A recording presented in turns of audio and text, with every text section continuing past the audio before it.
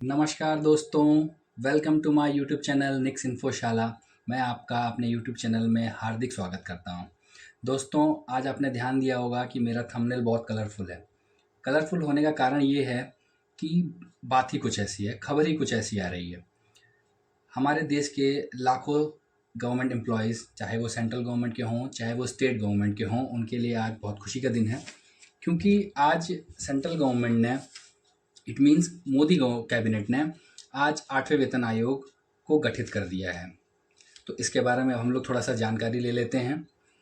देखिए, आज 28 अक्टूबर है और आज के ही दिन अश्विनी वैष्णव यूनियन मिनिस्टर हैं, वो सामने आया। उन्होंने डिक्लेयर किया कि 8th पे कमीशन का गठन आज किया जाता है और उसके जो हेड होंगे, चेयरमैन होंगे जो कमीशन के, उनका नाम है रंजन प्रकाश देसाई और 2 मेंबर्स और हैं। एक है प्रोफेसर पुलक घोष और पंकज जैन।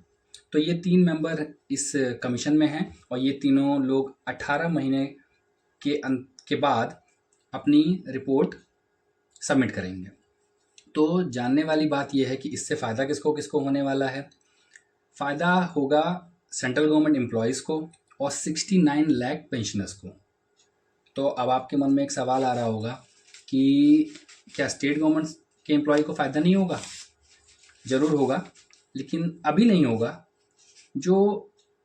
ये जो रिकमेंडेशन आएगी, इसी के बेसिस पे स्टेट गवर्नमेंट्स भी अपना पे स्ट्रक्चर रिवाइज़ करती हैं। इसका डिस्कशन अभी हम जब ये टर्म ऑफ रेफरेंस को डिस्कस करेंगे तो भी मैं आपको बताऊंगा। ठीक है, तो ये हमने जान लिया कि 18 मंथ में इसका रिकमेंडेशन दिया जाएगा और ये it will be effective from 1 जनवरी 2026। मतलब जब भी ये लागू हो तो जो एरियर बनेगा वो 1 जनवरी 2026 से बनेगा। तो फ्रेंड्स, इसके साथ साथ मैं ज़रा आपको जो टर्म ऑफ रेफरेंस जो कैबिनेट ने अप्रूव किए हैं उसके बारे में भी थोड़ा आपको बता देता हूँ। पहले तो समझ लें कि टर्म ऑफ रेफरेंस चीज़ क्या है। टर्म ऑफ रेफरेंस इंग्लिश में थोड़ा बता देता हूँ, फिर उसको हिंदी में बता दूंगा। Factors to be taken into consideration while giving recommendation. तो उन फैक्टर्स को, ठीक है, या फिर कहें इकोनॉमिक फैक्टर्स को, ये कमेटी जिनको कंसीडर करेगी अपना रिकमेंडेशन देते समय। ठीक है, अब उसमें पहला फैक्टर है economic condition of the country and need for fiscal prudence. ठीक है, इकोनॉमिक कंडीशन से आप समझ ही रहे हैं, आर्थिक स्थिति क्या है देश की, उसको ध्यान में रखा जाएगा। उसमें बहुत सारे फैक्टर्स आते हैं, macro economics and micro economics से रिलेटेड, उसके अंदर डिटेल में नहीं जाएंगे। और फिस्कल प्रूडेंस का मतलब ये है कि सरकार उस हद तक ही 8th पे कमीशन में एम्प्लॉयज़ को दे पाएगी जिससे कंट्री की इकोनॉमिक स्टेबिलिटी पे फ़र्क ना पड़े, मतलब इकोनॉमिक स्टेबिलिटी इंटैक्ट रहे। ये हो गया पहला पॉइंट। ठीक है, दूसरा पॉइंट है the need to ensure that adequate resources are available for developmental expenditure and welfare schemes. अब जैसे सरकार को ये भी देखना पड़ेगा, इस कमेटी को ये भी देखना पड़ेगा कि इतना पैसा ना लग जाए इस 8th पे कमीशन के माध्यम से कि जो इम्पोर्टेंट प्रोजेक्ट्स हैं देश के, जो देश की डिफेंस और अदर एक्टिविटीज़ को बाधित करने लगे, इतना एक्सपेंडिचर नहीं कर सकती सरकार। और वेलफेयर स्कीम्स के लिए जो पैसा लगना, उसका भी ध्यान देना पड़ेगा कि इतना पैसा सरकार के पास रहे कि वो इन सब पे भी ध्यान देती रहे।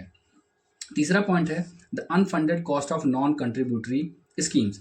अब जो ऐसी स्कीम्स हैं जिनमें कोई कंट्रीब्यूशन नहीं है, पेंशन स्कीम जिनमें कोई कंट्रीब्यूशन नहीं है, जैसे कि आप अपनी ही एनपीएस है, जैसे आपका एनपीएस है, इसमें कुछ हिस्सा एम्प्लॉय देता है, कुछ हिस्सा सरकार देती है। जाहिर सी बात है, जैसे जैसे आपका ये पे कमीशन लगेगा तो इसमें एम्प्लॉय का हिस्सा भी बढ़ेगा, सरकार का भी हिस्सा बढ़ेगा, तो इनडायरेक्ट बर्डन तो सरकार पे ही जाएगा, तो उसको भी कंसीडर करना पड़ेगा रिकमेंडेशन देते समय। चौथा पॉइंट है likely impact of the recommendation on finances of the state government. अब देखिए, ये पॉइंट लिखने का मतलब ये है कि फ्यूचर में ये जो 8th पे कमीशन है, इसी के बेसिस पे स्टेट गवर्नमेंट्स भी अपनी रिकमेंडेशन लेके आएंगी और इम्प्लीमेंट करेंगी 8th पे कमीशन को। तो जाहिर सी बात है उनके फाइनेंसेस पे भी असर पड़ेगा, तो उसको भी केंद्र सरकार ध्यान में रखेगी, मतलब ये कमेटी ध्यान में रखेगी, ये कमीशन ध्यान में रखेगा। पांचवा और अंतिम पॉइंट है prevalent emoluments structure of employees of PSUs and private sector.